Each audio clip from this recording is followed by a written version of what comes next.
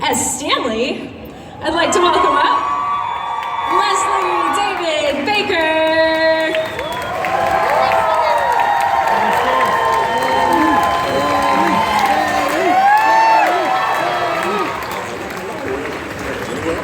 Anywhere you like. And next up, she's Phyllis on the show. She's Phyllis in real life. Give a warm welcome to Phyllis Smith.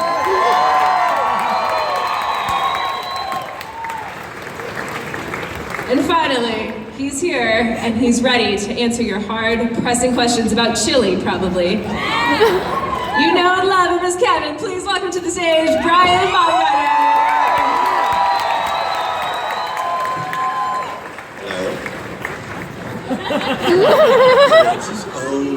Ooh, that was a request ahead of time. I'm gonna get it started with a couple of questions, but we do really, really want you to ask questions. You see this microphone up here? No, we don't. Never mind, stay there. There is a microphone here, and you can just start lining up. You can start lining up right now if you'd like to. All right, we're done. We'll see you guys later. Thanks for coming. Well, thank you for coming to Big Texas Comic Con. I think just to kind of see what we're working with here, if you have watched The Office all the way through at least twice, raise your hand. Keep it up for 5 times. Keep it up if you think you've watched The Office all the way through 10 times. Do you guys work? Someone whose hand was not up for 5 raised it for 10. I don't think they understand what you're asking. That's a sign of alcoholism. Well, I expect some really great questions from you guys. Get in line. All right, let's get started. Okay, so I want to start at the beginning. When you auditioned for The Office, what was the process like, and did you end up getting cast in the role that you originally auditioned for? I was only called to audition for the role of Stanley. However... Yeah, I was originally called to audition for the role of Stanley. That's not a joke.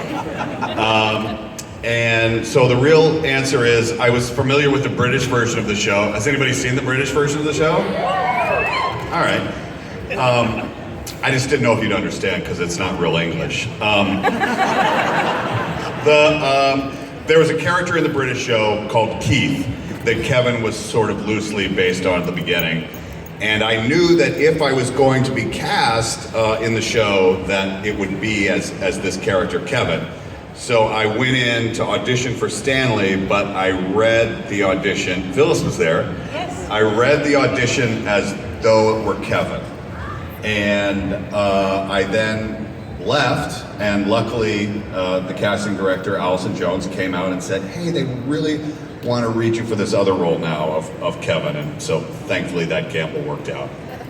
And I was actually working in the casting office at that time, and I remember that day very clearly. We were running behind. The room was in the back part of the building, and I had to run all the way to the front to get the actors.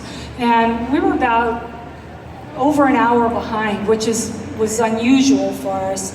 And so this one here, he left, went to another audition across town, came back grumpy, Shocker. Sweaty. and I think it all worked for you though with your audition.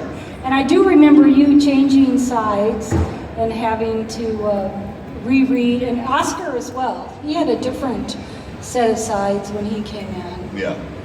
And my story was, briefly, I wasn't not intending to be an actor at all.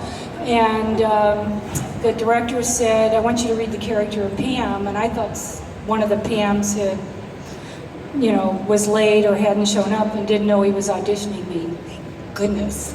So, and 2 weeks later, they called and said, do you want to be Phyllis? And I said, yes, I am. As a matter of fact, he said wardrobe called you. Yeah, well, that's it, right.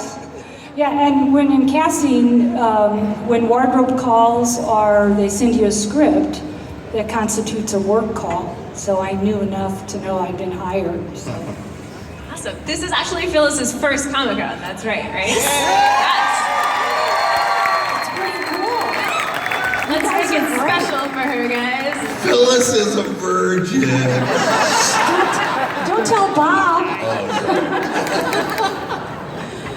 All right, so we started at the beginning. How about right at the end? Did you take any like mementos or like swipe anything from set? Oh my gosh, there's so much stuff in my house. I need to have a garage sale one day. Yeah, there's little odds and ends. I'm not going to say what I took because in case this ever goes to court. Yeah, there's some things.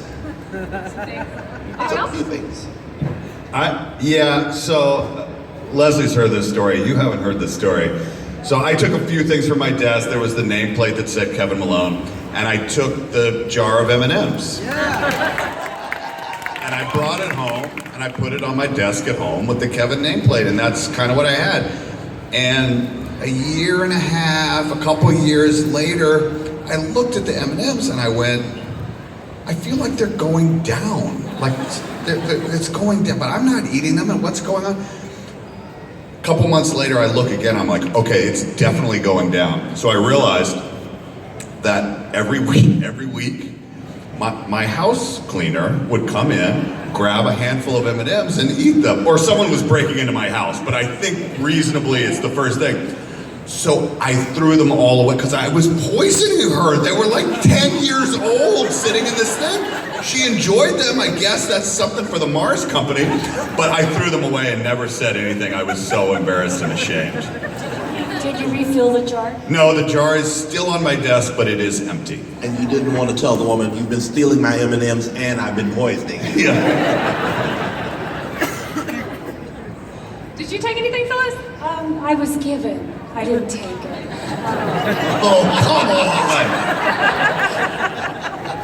I was given the sculpture that Stanley made for me in Florida. I wasn't expecting an awe moment like that so soon. Well, I'd love to kick it to the audience, and I see there's a nice healthy line form, which I'm glad that you're not being shy, but if you're thinking about asking a question, you're feeling kind of nervous, it seems like everyone's super nice up here, so don't be I nervous. am not nice. This is the mean one, not Stanley. This is the mean one. So if you want to step up, say your name and ask your question. Yeah, interrogation light, that's right. Oh, did you see that come on? Don't be an idiot. Go ahead. Hi, my name is Nicholas, and what was y'all's favorite episode to film? Golly. Mine was when they shot me with a little dart and rolled me in plastic, slid me down the stairs to make me go to a meeting. It was fun. Bubble wrap is very comfortable. I napped a lot during that episode, so yes, that would be it. I don't know. I like the one where Dwight, when my back went out, and he went to doctor me, cut open my shirt, act like I was a cow or whatever, and stapled me back together. Most of like, in terms of to shoot, most of my memories are the ones that were the most difficult. Like when later season in Robert California's pool, and when you're shooting and you have to do take after take, we were in the pool for like 8 hours a day, which sounds nice, but it's really not. In the heated. And then some episodes, like the Ryan started the fire episode.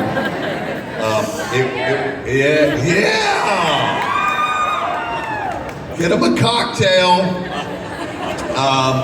It was like 125 degrees on asphalt when we were filming that, and we were all still in coat and ties. It was supposed to be in the, fall or something in Scranton. But I think for me at this point, I can't really say anything except Kevin's chili moment. Definitely a classic. Good question. Thank you. You're excused now. Thank you. Go ahead. Move along, Nicholas. And go right ahead. Name your question. Hi, my name is Alia. My question is, what is y'all's favorite line? Each of you guys. My favorite line? What could that be? What do you all think my favorite line is?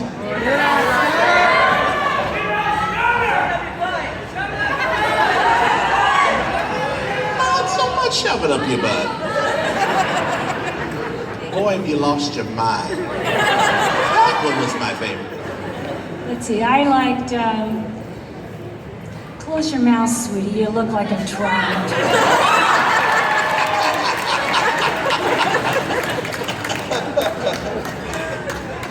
I'm totally gonna bang Holly.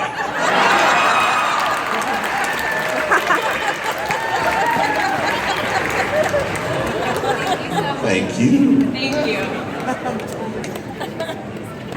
Hi, my name is Jaden, and I wanted to ask about Scott's movie, and like, was that like a really long process for you guys? Because it felt like you guys were actually making a movie.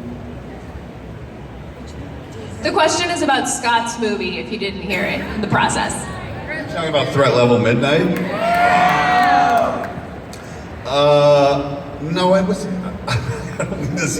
It was just kind of a normal episode. Yeah, right, Yeah. it wasn't, yeah. I didn't know what to say. 'Cause We didn't she work took my overtime. question. Oh, she took your question? Two questions and they took Your yours? first question was way better than your second one. I'm sorry. I mean, I'm shooting straight with you. We're friends now. But thank you. Yeah. Thank you. Yeah. Hi, don't be shy, step on up. You need to speak a little closer to the mic. 'Cause Hi, I'm Ashley. Hi, Ashley. And what's your favorite memory during shoot or outside of shooting? Favorite memory?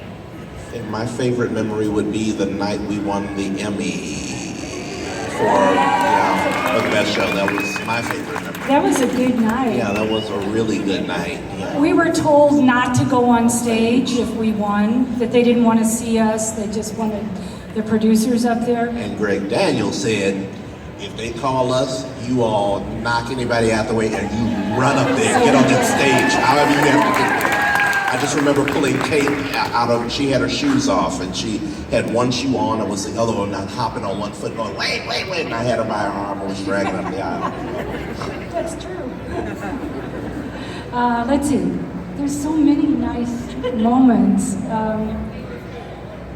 Golly, go ahead, Kevin, Brian. Golly. I mean, based on what Leslie, if I follow up on what Leslie said, actually, this is kind of a little known thing. We don't really talk about that much, but before we were a hit show, we were a disastrous show that was almost about to be canceled, which now seems crazy, but basically, so it would have been about New Year's in January of our second season.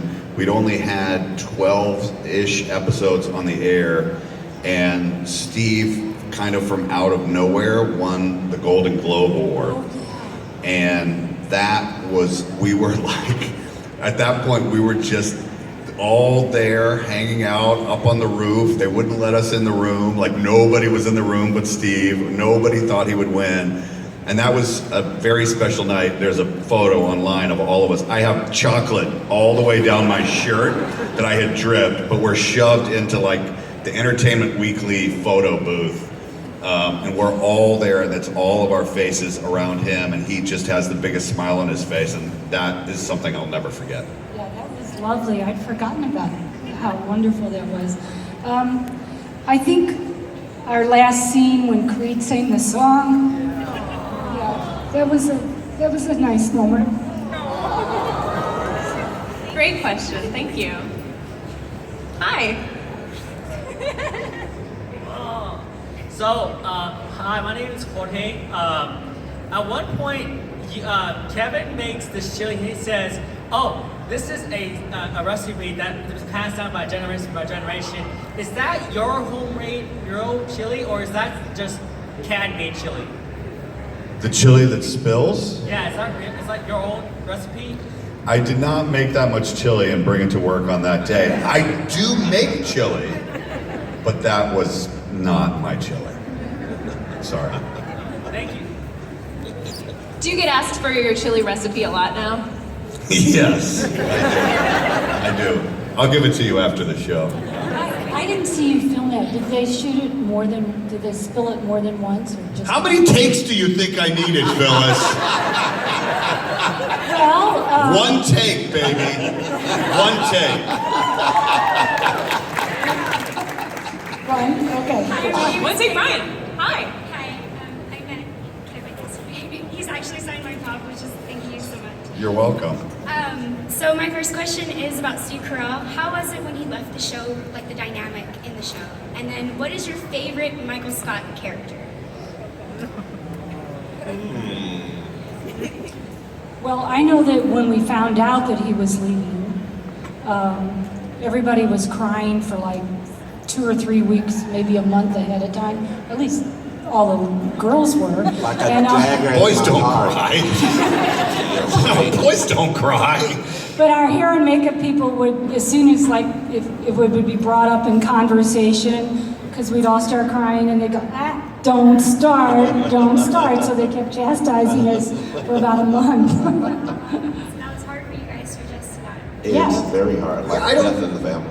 Yeah, I don't know that the adjustment necessarily was hard once he was gone because we were all still there, but it was, yeah, like exactly what Leslie just said. It was like a death in a way, and I think the thing that, maybe my story earlier, if you're not aware, that the show was very, the ratings, etc., were very low at the beginning, and we were almost canceled, like 3 times in the first year. And no one who was on the show had done really anything before, including Steve. I mean, he had done one kind of movie thing, and The Daily Show, but before anybody watched The Daily Show. And Rain had done like a half season on 6 Feet Under, and that was kind of it. So we all kind of grew up together, and it wasn't. And so when he left, yeah, it was really like a member of our family leaving. And that is another memory, which I actually almost said before.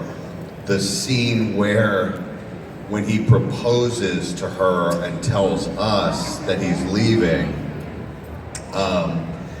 Actually, it's one of my favorite Kevin moments too, because he says we're leaving, we're going to Colorado, and Kevin says, "All of us?" Because of course everyone would have to go because we're all together. That's one of my favorite memories. And what do you think your favorite Michael Scott character is? Prison Mike. Prison Mike. What about you, Phyllis?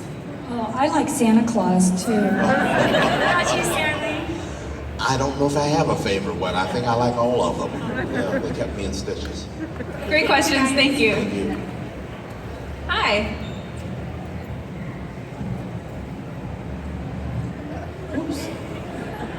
Okay. So I was wondering what was the prank filming, like all of the pranks y'all filmed, how was that like? Did it take like so many takes or was it just all in one or? According to Ryan, he did one take all the time. It would depend upon which prank you're talking Yeah. about or which episode. Sometimes you could knock out something in a take, maybe 2, maybe 22. It would depend. Yeah, it just on what it was. depended. Thank you. Alrighty. Like we had one shot at the proposal because when the sprinklers came Oh, off. that's right. Oh, yeah. Yeah, it was dependent upon how involved the scene was. Hi, my name's John David, and I want to ask, what was the hardest scene you guys had to film? Like, the hardest to do? For me, I think it was the finale when they started singing that song from Rent. That was a hard one. Yeah. You mean physically hard or Emotionally hard. Emotionally hard, that one. Physically hard. I mean, my answer, you can think for a second. My answer is really easy. When the most difficult scene for me to do was when Kevin had to go sit on Michael's lap as Santa Claus. It was so, and I've done this before, and nothing will ever do it justice, but every time I sat down, he made this sound right in my ear. And I couldn't. And then we would stop and I'd be like, "Steve, are you all right, man?" He's like, "Yeah, no, I'm totally fine." But that sound that he did was just, yeah. That one for me, and the other one that I couldn't stop laughing, and it stayed in the show because I couldn't stop laughing, and we kind of made it work with the scene, was when Holly is explaining to me what I have in my hand at the vending machine. And there was just something in her earnest eyes picking up and saying, "And this is a button." as though Kevin wasn't sure what a button was, made me laugh very hard. These are good questions. Thank you. Let's see. Oh, I'm excited for this. I feel like you guys have stood out as big Office fans. We are.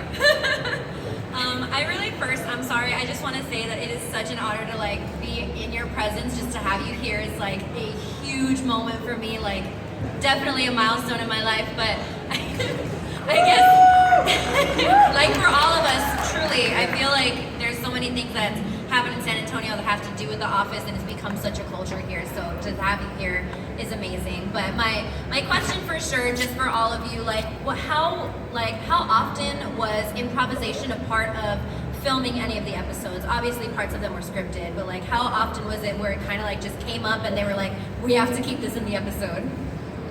I think every episode had some about 5% improv in it. Greg Daniels would let us film what was written, and then he would say after, play with it. And then that's, on occasion a Jim would come. Steve had this uncanny knack for knowing when an episode was flat, and he would inject some, I call it liquid lightning into a scene, and then it would give a whole different meaning, so. Yeah, that's one of the things I enjoyed so much about Steve was he could take the same words, step out of the scene, and you'd see him, just his mind working, step back in, do the exact same words with a whole different feel. Didn't you feel that? Yeah, no, absolutely. And to answer it really depended on the episode. Like every episode there was something, and some you'll see, way more. It just varied. Yeah. Thank you. Thank you. Hey everybody, my name is George, and I just kind of wanted to ask, were there any scenes that you guys remember filming that didn't make it into the show, like favorite moments that you wish had made it in? But Yes. Yes, this is the one I always say because to me it was the funniest idea maybe of all time that they ever came up with.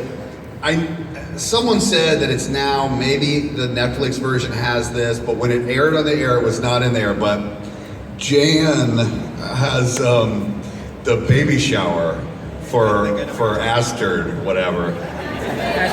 Asterd. And she comes in and Kevin asks her where she got the sperm donated from. And she said, oh, whatever, it's this exclusive place. And he says, the place behind the IHOP?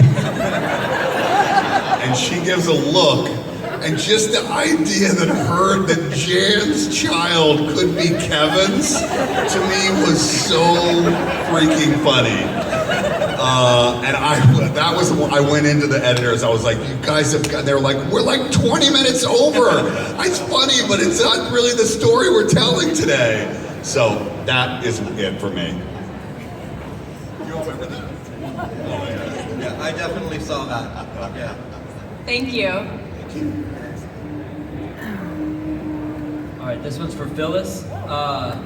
So everyone always goes on about, Jim and Pam being like the ultimate relationship. That's nonsense. The best relationship is Phyllis and Bob Vance. So what is your best memory or your favorite Bob Vance and Phyllis moment? Well, when we got married, that was nice. We had a good kiss and Because I think y'all's best moment is when y'all snug off to the bathroom for like 45 Oh, minutes.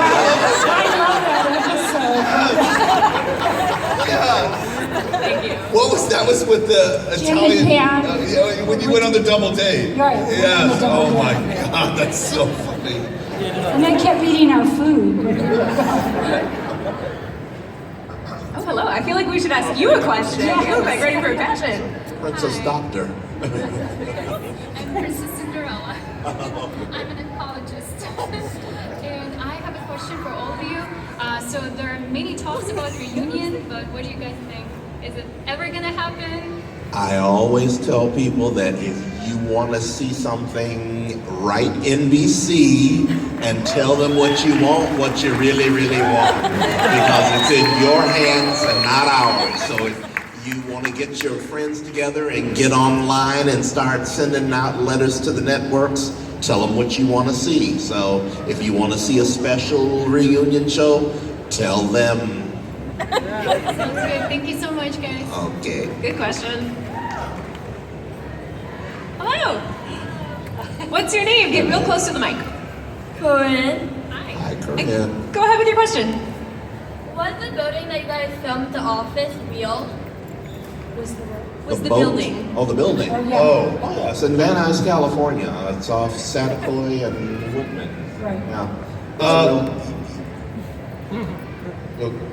Now, the inside of it is based upon a building that's on La Cienega in, where was that?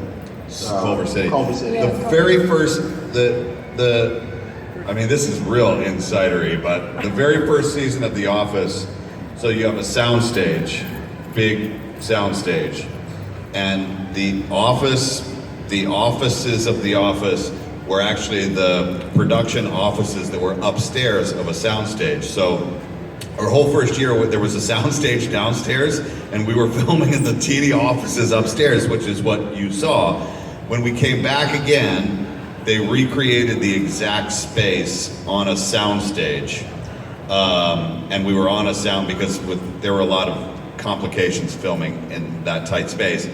But so what you saw on Satakoy, the outside of the building is real and is there, and that's what we used. That was the entrance.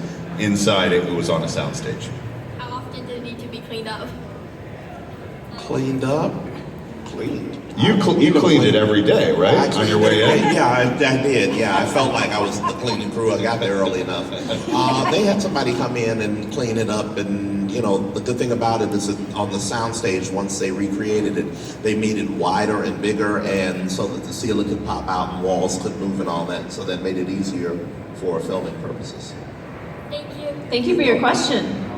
Hi, what's your name? Clara. What's your question? How many bloopers do you think were in The Office? I don't know if I can count that high. There's, always a bunch of bloopers. Stuff that I didn't. Most scenes would end at some point with somebody laughing. Or starting with somebody. Or starting with somebody laughing. Thank you. Who do you think laughed the most? Mindy Kaling. She couldn't get through. She'd fall out and just lose it. So it's definitely Mindy. Thank you. Thanks for your question. Hi. What's your name and what's your question? My name is Melissa, and my question is, do you guys have any advice for people that wants to be actors? I would say take acting classes, do plenty of extra work so you get accustomed to being on set. Take some business classes if you plan on doing this for real so that you can understand your contracts, count your money, and know how to make your money last. And make sure you not only take acting lessons, but in this world you need to be able to dance and sing and do it all. And I had a teacher one time said that make sure you're prepared, because the worst thing is to have the opportunity and then not be able to deliver because you hadn't done your homework. Yeah, and what they said is exactly right. What I always tell people is about the prepared part, especially is if that's going to be your business, you need to, it amuses me when artists, but who want to work in film and television, talk about, I don't watch TV. Like, if that's what you want to do, you should watch everything, know what's out there and what people are interested in and what interests you. So learn the business if you're going to be in the business. Thank you. Phyllis, I know you mentioned that you weren't initially thinking about acting, so I was just wondering if anyone else had a different job before acting, or was it always going to be acting for you? Well, but Phyllis, you were an actress. You were a burlesque dancer in the old days. Did you guys know this? Phyllis was a burlesque dancer. But I had strategically placed feathers. Burlesque dancer, everybody. It was like show dancing. I did the can. Burlesque dancing, everybody. Shimmy. Shimmy for you. So, what was your question? Oh, sorry. Was anyone else I a was way burlesque more dancer? interested in making the burlesque comment. In terms of jobs before, I worked in 3 psychiatric hospitals. I worked for the health department for the city of Chicago. Worked for the Board of Ed. So I had other jobs. Was acting. That was more of a hobby. I've got a degree, bachelor's in psychology, a master's in human services administration. Acting was always a hobby. Some people golf.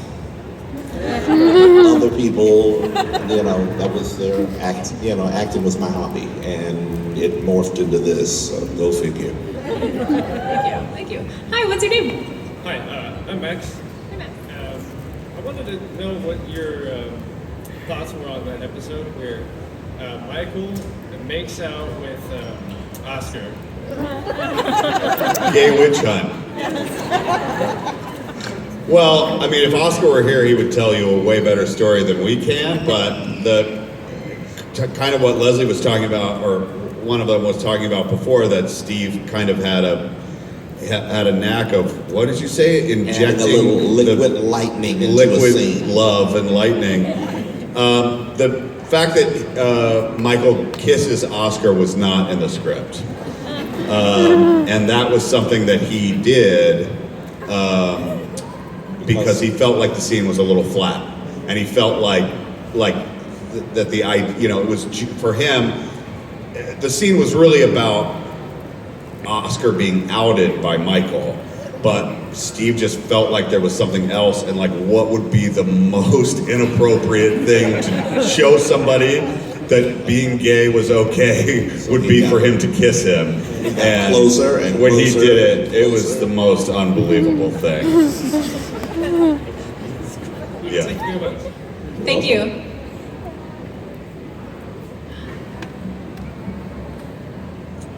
Hi, what's your name? How old are you? 7? Awesome. Have you seen the episode Sexual Harassment? If so, where are your parents? They made you come up here. They made you come up here and ask their question, didn't they? Yeah. All right. Go ahead. Question. I just want to say thank y'all for making y'all's show because I really like y'all's show. Thank you so much. Thank you so much. So sweet. Me and my dad like to watch y'all a lot. He was really excited. Oh, thank you so much. What's your name? Chloe. Come here, Chloe. Come here. Yeah, hug her for me because I can't get down there. Mama bear hug. Thank you, Chloe. Did you get that, Dad? You gotta follow Chloe. Hi, my name's Maria. My question's more for Brian. My question is, in the first 2 or 3 seasons, your character was more, I guess, not trying to be rude, self-aware, and throughout the rest of the seasons, your character, not trying to be explicit, was more about boobs. So how was that sudden character change for you? Was it easy, difficult? Well, so I have a nerdy, arty explanation for that.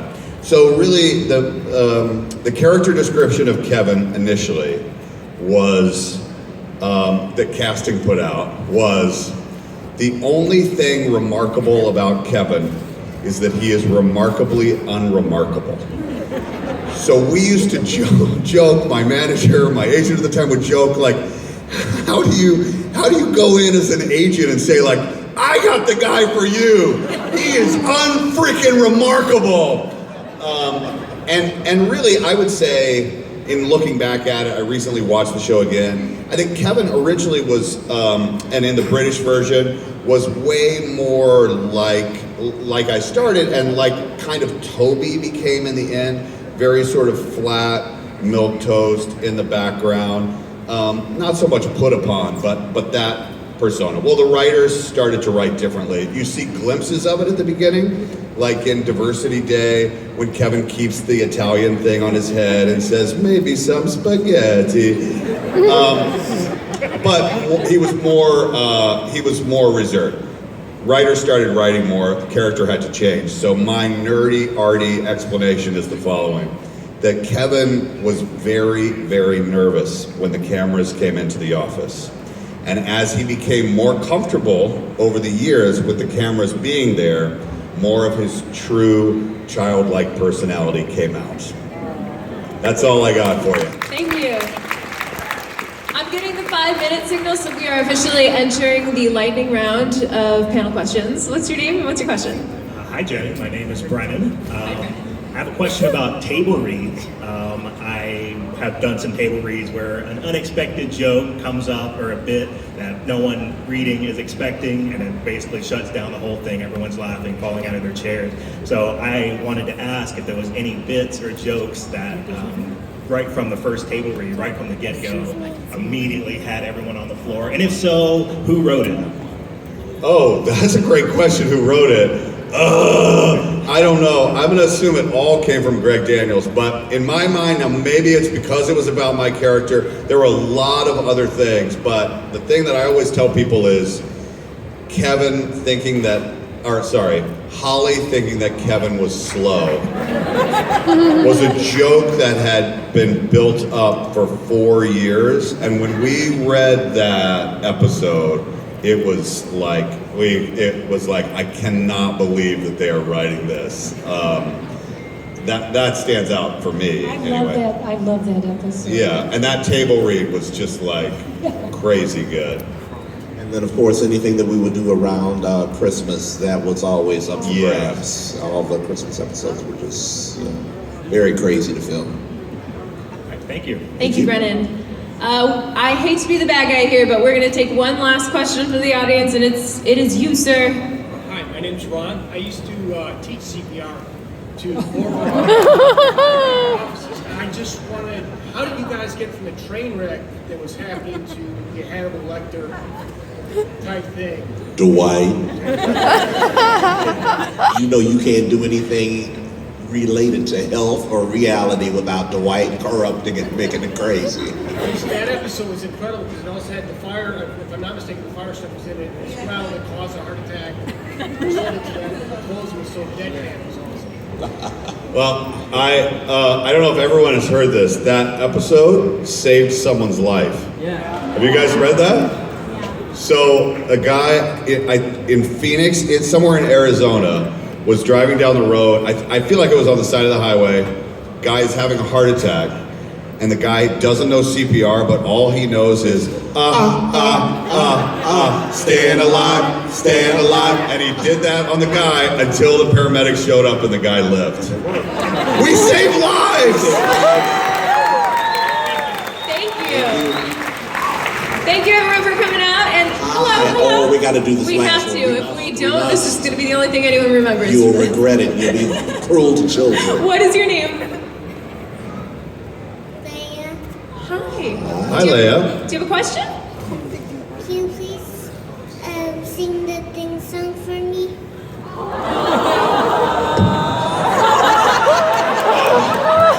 1, 2, 3, 4. La la da da da da da. All of you. Da da da da da da da. Louder. Da da da da da. Da da da da da da da.